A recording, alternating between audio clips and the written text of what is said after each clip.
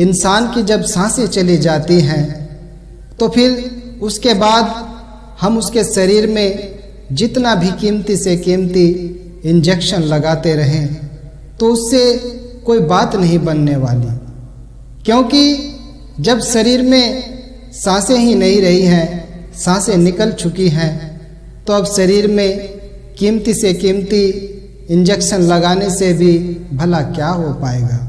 इसी प्रकार से अगर इन सांसों के रहते हुए ही इस मंजिल मकसूद को प्राप्त कर लिया तो उसके बाद ही हम वास्तव में कुछ लाभ प्राप्त कर सकते हैं। ये जीवन की यात्रा केवल सांसारिक भोग भोगने के लिए नहीं है, क्योंकि ये सब तो जब हम और योनियों में भी थे तब भी भोग रहे थे। जैसे कहा भी गया है कि निंद्रा भोजन भोग भय ए पशु पूरक समान, ज्ञान अधिक नरण में ज्ञान बिना पशु जान। ये सारे काम तो बाकी योनियों वाले भी कर लेते हैं, भोजन तो वो भी कर लेते हैं, भोग वो भी भोग लेते हैं, और जैसे हमारे घरों में औलादें हो जाती हैं तो उनकी भी औलादें हो जाती हैं। भय हम भी खाते हैं और भय वो भी खाते हैं। ये सारी प्रवृत्तियाँ इंसान और पशुओं में एक समान ही होती है।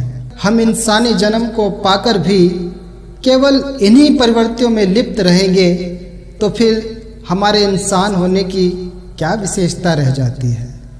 फिर हमारा हीरे जैसा जन्म कैसे हुआ। इंसान कहता है कि मैं तो इतने मकान बना सकता हूँ, तो ठीक है, इंसान ये सब कुछ बना पाता है और जानवर ये सब नहीं बना पाते।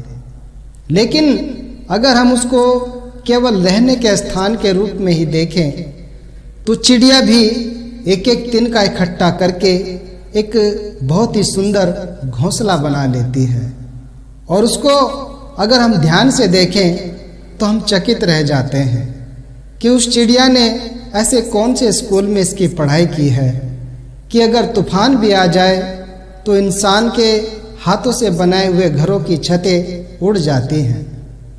लेकिन जब तूफान थम जाता है तो जैसे तूफान से पहले वाला घोंसला उस पर होता है तो वो अभी भी उसी तरह कायम रहता है। कहने का भाव यही है कि अगर उन जानवरों में भी, उन पक्षियों में भी इतनी विशेषताएं होती हैं तो फिर हम उन योनियों को हीरे जैसा जन्म क्यों नहीं कहते। तमाम वेद शास्त्र और धर्म ग्रंथ भी केवल इंसानी जन्म को ही विशेषता देते आए हैं, तो इतना अमोलक इंसानी जन्म पाकर भी लोग इसको केवल कौड़ियों के भाव में ही गंवाकर इस जहान से चले जाते हैं।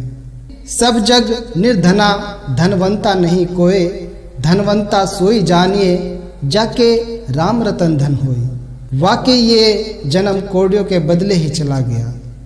कहते जरूर है कि खाली हाथ आया था और खाली हाथ ही चला गया। अगर मोती बिखरे पड़े हुए हों और जिसको दिखाई ना देता हो और वो अगर उस मार्ग से गुजरे तो वो उसकी आंखें ना होने के कारण उन मोतियों को कंकर की तरह ही रोनता हुआ आगे निकल जाता है। नतीजा ये होता है कि मालिक ने तो उस इंसान को अमीर होने का खूब मौका दिया था, लेकिन वो हीरे मोतियों को कंकड़ समझकर अपने पाँव के नीचे रोंद कर आगे निकल जाता है, और इसलिए उसकी कंगाली कभी नहीं मिट पाती है। मानस जन्म दुर्लभ है होई न बारंबार, जो फल पाके बोई गिरे बहुरी न लागे डार। कि एक बार जो फल पककर पेड़ से टूटकर नीचे जमीन पर गिर जाता है तो फिर वो लाख कोशिश करने पर भी दोबारा उस डाल पर नहीं लग पाता है। बड़े भाग मानुष तन पावा, सुर दुर्लभ शब्द ग्रंथि गावा। तमाम ग्रंथ कह रहे हैं ये बड़े भाग वाली बात है कि मनुष्य जन्म मिला है, और इसकी विशेषता है अवर जोनी तेरी पनिहारी, इस धरती में ही तेरी शिकदारी। इस प्रकार इंसान को मालिक ने ऐसा सुनहरा अवसर बख्शा है, लेकिन इंसान नादान ही बना रहता है। इस संसार रूपी मंडी में इंसान हमेशा कांच का ही ग्राहक बना फिरता है, साँच का ग्राहक नहीं बन पाता है। कि साँचे का कोई ग्राहक नहीं, झूठे जगत पति जय जी, सत्य का कोई ग्राहक नहीं है। झूठ के ऊपर ही, दौलतों के ऊपर ही इंसान मोहित रहता है। तो देखने में तो पूरा संसार ही भक्ति में लगा हुआ है, ऐसा लगता है कि हर कोई परमात्मा की भक्ति कर रहा है। जैसे एक बार नारद जी ने भगवान जी को कहा कि प्रभु जी, आपकी तो बड़ी पूजा अर्चना होती है, बड़ी भक्ति होती है, आप तो लोगों में बड़े ही महान हो। तो फिर भगवान जी कहते हैं कि रहने दो नारद जी, कोई भी भक्त नहीं है, मैं सब जानता हूँ। नारद जी ने कहा कि प्रभु, ये आप कैसी बात कर रहे हो? मैंने तो खुद देखा है कि एक शहर में एक धर्म स्थान नहीं है, बल्कि हर गली, हर मोहल्ले में दर्जनों धर्म स्थान हैं आपके, और वहाँ भी कितने लोगों की लाइनें लगी रहती हैं, और वो सारे हमेशा आपकी जय जयकार बुलाते रहते हैं। तो भगवान ने कहा कि नहीं, ऐसा नहीं है। तो नारद जी फिर बोले कि नहीं भगवान, ऐसा ही है।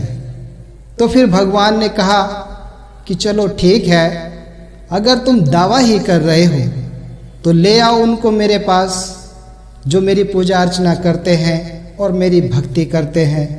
जरा मैं भी तो देखूं कि ऐसे कितने इंसान हैं जो मेरी भक्ति करते हैं।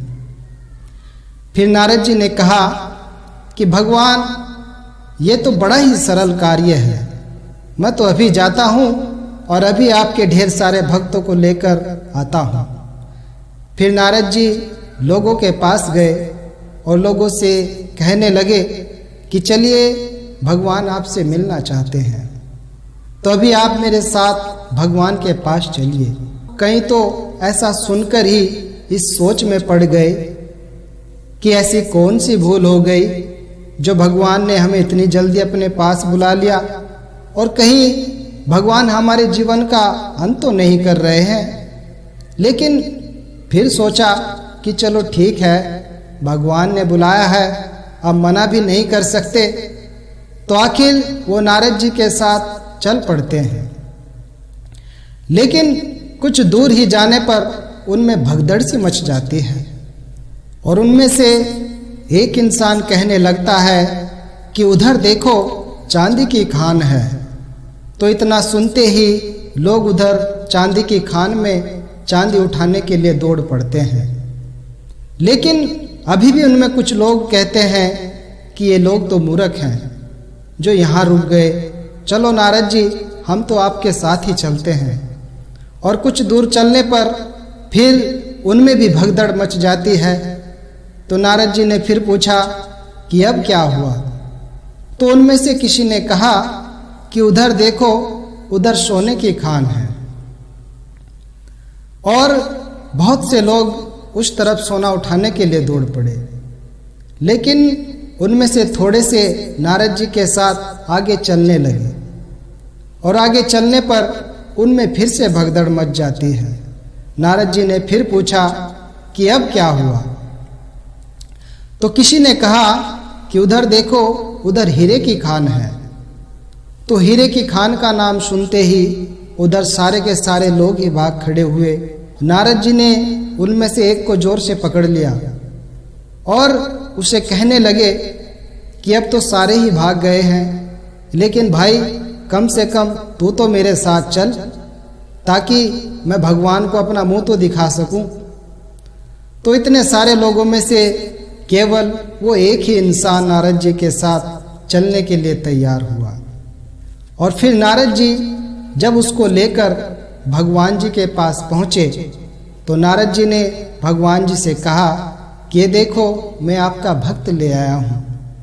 तो भगवान नारद जी से कहने लगे कि तू तो कहता था कि मेरे हजारों लाखों भक्त हैं, मेरी पूजा करते हैं, और ये तो तू एक को ही लेकर आया है। फिर नारद जी कहने लगे कि भगवान, वैसे तो आपके हजारों लाखों भक्त ही हैं, लेकिन मैं इसको उनका प्रतिनिधि बनाकर ही लेकर आया हूँ, क्योंकि इतनी भीड़ लाने की भला क्या जरूरत थी। तो जब वहाँ ये सारी बातें हो रही होती हैं तो वो इंसान बीच में ही बोल उठता है कि नारद जी, अगर आपका काम खत्म हो गया हो तो मुझे इजाज़त दे दो, क्योंकि मैं भी चलूं, कहीं वो सारी हीरे की खान को ख़त्म ना कर दे, उससे पहले मैं भी वहाँ पहुँच जाऊँ।